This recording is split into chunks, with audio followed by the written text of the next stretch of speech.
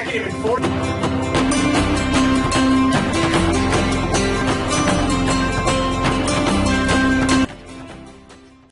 Hi, and welcome back to Mr. Raymond's Social Studies Academy, where today we are going to look at the French and Indian War. In our last few videos, we looked at the 13 colonies, how they were settled, and what life was like during colonial times, so check those out if you haven't already. And we talked about mercantilism, this economic competition of European nations in which they sought to develop colonies to exploit their natural resources and increase their own trade. And it's this competition between European nations which will lead to the French and Indian War, which is the American part of the much larger world war known as the 7 Years' War. So for most U.S. history classes, you don't need to know the ins and outs of every battle of the French and Indian War. What you really need to know is what caused this war, this competition over North America, and especially what the impact of the war was. And this is where we will really look at how this war would impact and lead into the American Revolutionary War. And just a reminder, teachers, that this PowerPoint with a variety of resources are available at Teachers Pay Teachers. Just click the link in the notes below this video or go to Mr. Raymond's Social Studies Academy at Teachers Pay Teachers. So by the mid-1700s, Britain and France were the most powerful European states, and they competed for wealth and land throughout the globe, including North America. As we already covered, England had settled the 13 colonies along the east coast of North America, while France had settlements in large portions of present-day Canada and all along the Mississippi River and its tributaries. However, the French area was sparsely populated by French, mostly fur trappers and traders who worked closely with the Native Americans already living there at the time. The French developed alliances with many Native Americans, most of whom distrusted the British, whom they viewed as too hungry for land, and these British included the colonists in the 13 colonies.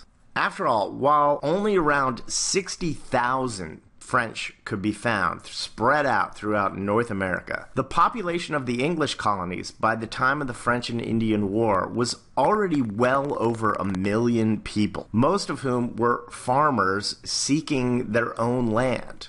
Many French trappers married native women, further solidifying their alliances. In the mid-1700s, Britain showed interest in the Ohio River Valley, a section of land vast in natural resources, which was populated by French traders. Both countries claimed the land as their own.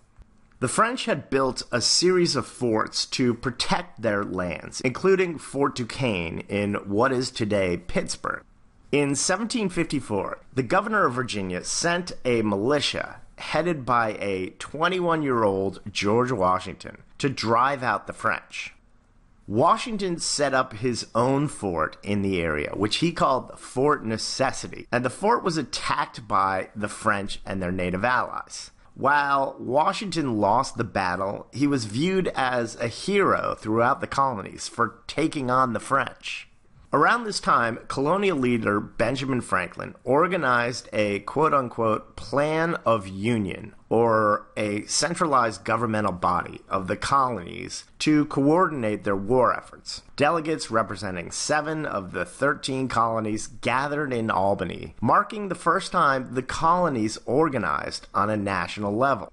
While the meeting failed in its objectives, as colonial assemblies didn't want to give up their power to a national body, this meeting, which would gain the name the Albany Congress, would mark the beginning of the states viewing themselves as united in their common interest, and would prove important down the road as calls for independence from the British would arise.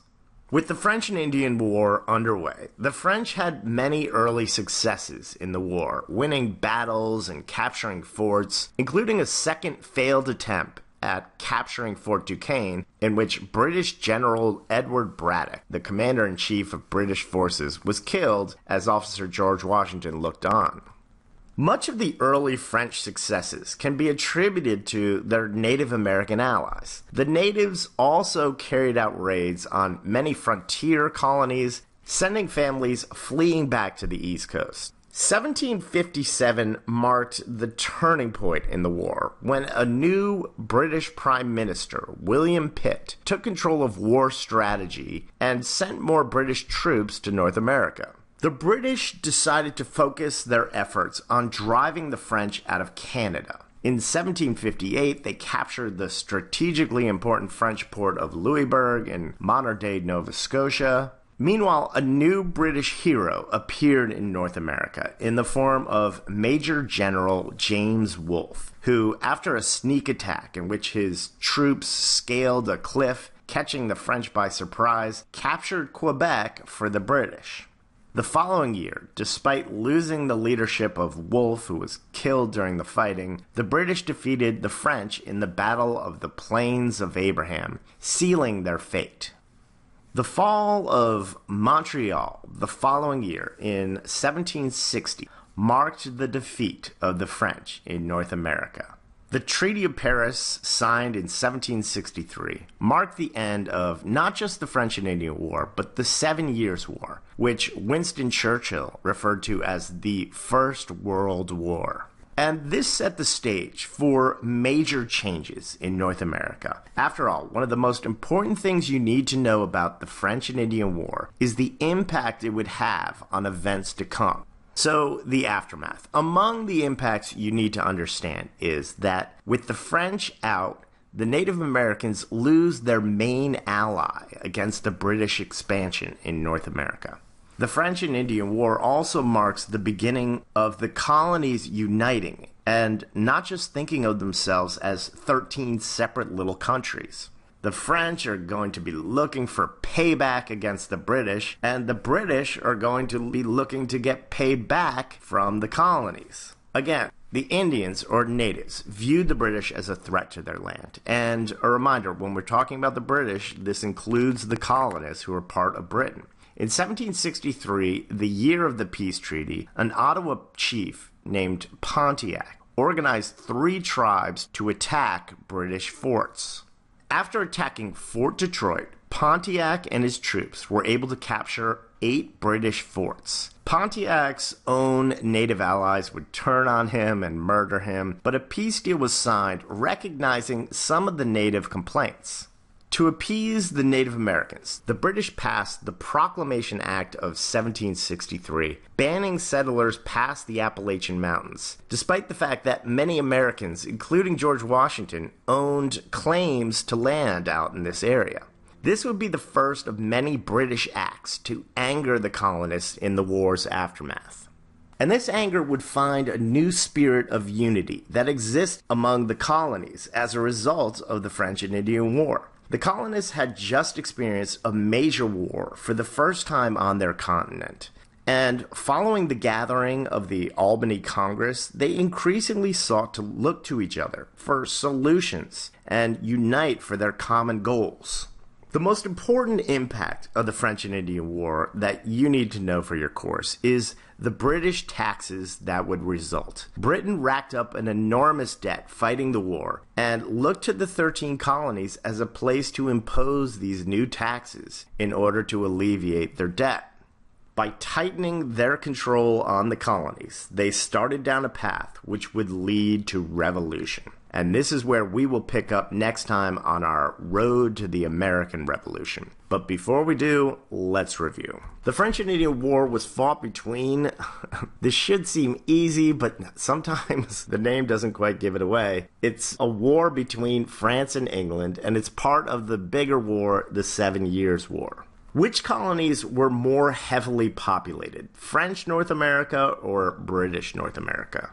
Well, British North America was much more populated. Which country had better relations with the Native Americans? The French. French settlers in North America were mostly located where? Canada and the Midwest, especially around the Mississippi River. Tensions rose between the British and French over control of this area. This was the beginning where George Washington went. It was the Ohio River Valley. This colonist, future Revolutionary War hero, and president, I think I just gave it away, fought for the British, George Washington. What was the name of the fort that Washington set up during his campaign against Fort Duquesne? Fort Necessity. He needed it. This gathering of 7 of the 13 colonies would influence future cooperation and gatherings and calls against the British. The Albany Congress, sometimes referred to as the Albany Plan of Union. This British minister, whom a city in Pennsylvania would be named after, helped turn the tide of war. William Pitt, you know, Pittsburgh. This general, killed at the Battle of the Plains of Abraham, helped secure Britain's victory. Remember, he was attacking up in Canada. General Wolfe. This treaty ended not just the French and Indian War, but the much larger 7 Years' War, the Treaty of Paris. This quote-unquote war or rebellion, named after their leader, was fought between the natives and the British. Pontiac's War, or Pontiac's Rebellion, it's sometimes referred to. After the war, the British passed this resolution, forbidding colonists from settling west of the Appalachians, the Proclamation of 1763. Because of the debt the British racked up during the war, they began doing this to the colonists, taxing them. And that's it. I want to thank you guys for watching. Be sure to subscribe. Up next, we are on the road to the American Revolution. And just a reminder, teachers, that this PowerPoint with lesson plans, worksheets, smartboard files, quizzes, and additional activities are available at Teachers Pay Teachers. Click the link in the notes below this video or search for Mr. Raymond's Social Studies Academy at Teachers Pay Teachers. Thanks again for watching, guys. Keep up that good work.